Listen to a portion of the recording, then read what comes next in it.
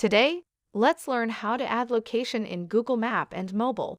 So basically, once you're here on Google Maps, all you need to do is to head on over to your profile over here on the top right corner. And then you could also, well over here, you could actually manage your account and stuff like that.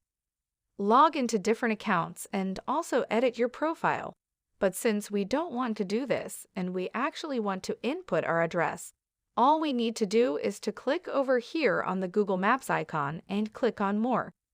So once you're on More, I already have my home address already inputted over here, but you can actually add yours just by clicking over here on the plus icon, beyond my control already.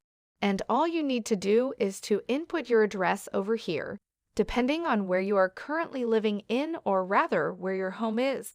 You could actually just label that and give it a title. For example, the location that you, or rather the address that you have added onto this field as your home address. So you could actually just name that address as your home address and label it as home. And of course, proceed with there. And you have successfully added your location in Google Maps and mobile. Okay guys, thank you guys for watching this video. I'll see you guys in the next one.